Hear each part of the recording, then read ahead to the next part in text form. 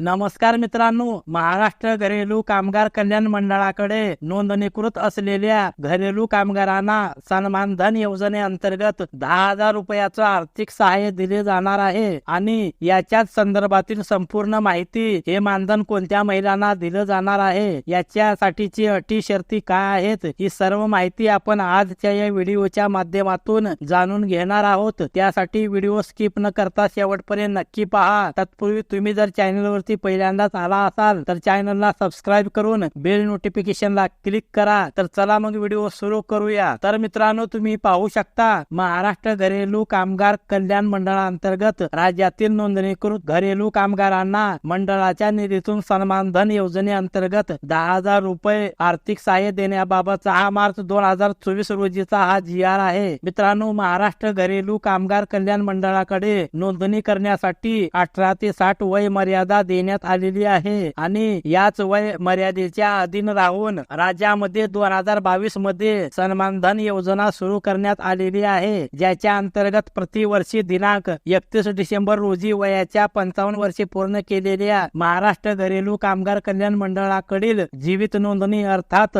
ज्यांची सक्रिय नोंदणी आहे अशा पात्र घरेलू कामगारांना सन्मान धन योजनेअंतर्गत आर्थिक मदत देण्यासाठी राज्य शासनाच्या माध्यमातून मंजुरी देण्यात आलेली आहे आणि याच मंजुरीच्या आधारे प्रतिवर्षी दिनांक 31 डिसेंबर रोजी वयाच्या 55 वर्षे पूर्ण केलेल्या जीवित नोंदणी असलेल्या पात्र घरेलू कामगारांना आता 10,000 रुपयाचे आर्थिक सहाय्य दिले जाणार आहे आणि याच्यासाठी काही अटी शर्ती देण्यात आलेल्या आहेत। हे दिले जाणारे आर्थिक सहाय्य या घरेलू कामगारांच्या बँक खात्यावरती DBT द्वारे जमा करण्यात येणार आहे। ज्या लाभार्थ्यांना सदर योजनेचा यापूर्वी लाभ मिळालेला असेल तर ते या योजनेसाठी पात्र नसतील। एक वेळेसच या योजनेचा लाभ दिला जाणार आहे। लाभार्थ्यांना अर्थसहाय्य वितरित करण्यापूर्वी सदर लाभार्थी जीवित म्हणजेच चालू नोंदणीकृत असल्याची खात्री करून घ्यावी, अशा प्रकारची अट देखील देण्यात आलेली आहे। अर्थसहाय्य तातडीने वाटप होण्याच्या दृष्टिकोनातून कामगार आयुक्त तथा सचिव महाराष्ट्र घरेलू कामगार कल्याण मंडळ यांनी कार्यपद्धतीबाबत आवश्यक ते आदेश निर्गमित करावेत। याचप्रमाणे सदर अर्थसहाय्य वाटप जलद गतीने होण्याच्या दृष्टिकोनातून व लाभार्थ्याच्या सोयीच्या दृष्टिकोनातून कामगार आयुक्त जिल्ह्याच्या कार्यालयाच्या माध्यमातून या